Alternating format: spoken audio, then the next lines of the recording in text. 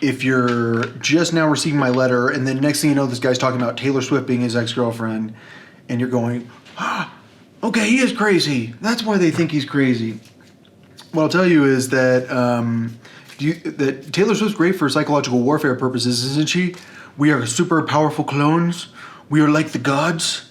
We've been cloning each other forever, and yeah. So basically, when some of us are growing up, we change families, and Taylor has changed families a bunch of times. I didn't change families, and look what happened to me. Bad stuff. Very bad stuff happens to me. Like, it's like this guy who stole a microphone from me and a bunch of other equipment to prevent me from making music.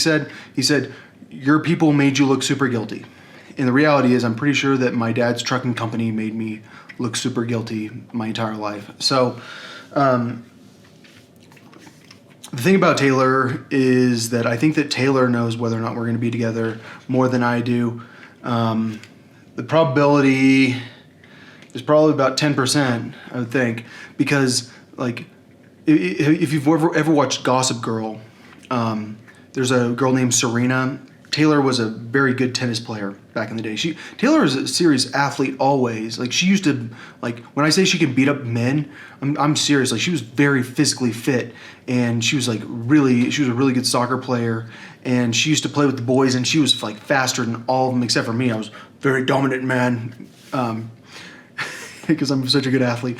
I'm a pretty good athlete, and so. The thing about Taylor is that she's very talented, and so this dream I had about her was that she was a man. And I do know that at least one person that I'm going to marry eventually has, what is it called, like gender identity disorder. It's not a disorder. It's they have the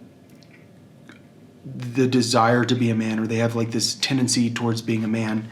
But the thing is, I'm pretty sure Taylor Swift is actually with a guy. Like, she's actually in a relationship with this guy from England, and they had a real relationship. And Taylor and I went through a pretty bad breakup back when she got together with Calvin Harris.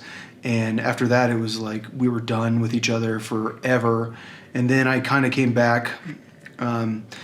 And like when she came out with that song, "Look What You Made Me Do," because I had written in my blog, like, I criticized her for flying her private jet like after every show, and I criticized her for not being a very good environmentalist, and it was a shitty situation. But that music video, look what you made me do, was very pointed at me. It was like, and then after that, I was like, I'm so sorry, come be with me again. And I made it so that, like, probably the one person I could actually date when I was in college didn't want to be with me, because I was like writing letters to Taylor all the time trying to get her back. And then I finally reached a point where I was like, cut this out. I don't know who I know.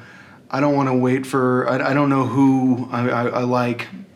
And the reality is, Taylor didn't want to share. If you've heard the song Getaway Car, that whole album was like, fuck you, pardon me.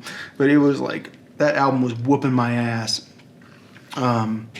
Because like we were dancing with our hands tied, and she turned her bed into a sacred oasis, and I was mean to her about getting a Grammy for an album I didn't even like, and I was an asshole, and I've been stupid on the internet. Like, you have to understand, I have like little jealous, like, asshole moments, or at least I did in the past. Nowadays, I'm perfect on the internet. I never make any mistakes when I'm on the internet every single day, talking constantly.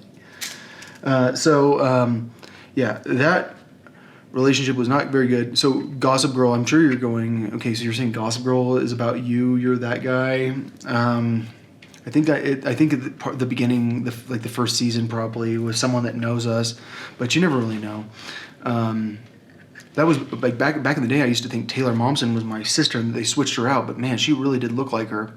But I don't think that's the case now. I think we do a lot of things to confuse people and throw people off, because the people that actually know this is real, like that have watched it the whole time, like watched when Lizzie Grant and I kind of went through a breakup with Taylor, which now Lizzie and I are completely done. But like when we went through that breakup, like people that saw that were like, okay, that was pretty obvious because I think she like went on the internet and removed a 13 patch. Thing about Lizzie is I'm pretty sure she doesn't sell drugs at all. Like, and that's the best thing about her is that she can be out there like kind of in your face because she don't do shit. And I feel like Taylor doesn't do shit either, right? I don't know. They sure don't have any surveillance on her.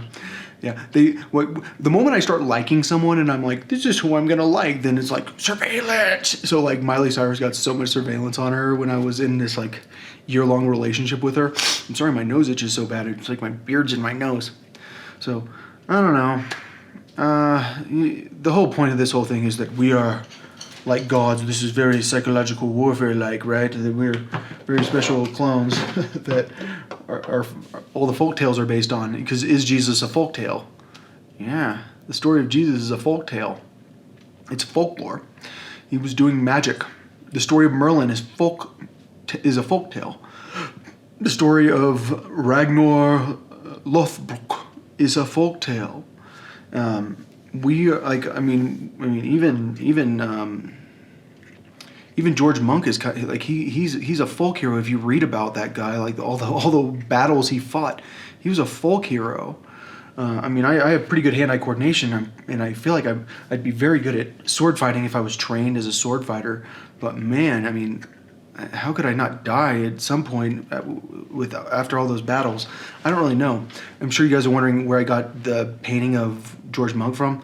That was from an exhibit that I think the Anschutz family, the Coors family, they had that exhibit, and that's the only place I've ever seen that painting where it looks just like me. And when I took that picture, because this is a picture I took myself, I didn't even know that it looked like me. I didn't even notice that my eyes are kind of uneven sometimes. So anyways, I don't know. I don't know about Taylor. I feel like I'm not the decider here. Someone else is the decider. Who is the decider? You never know. Everyone else, all the girls and guys. And it has to be a unanimous decision about whether or not we want Taylor. And I don't know.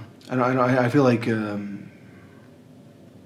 life will surprise you, and someday I'm sure people are going to be surprised by what happens.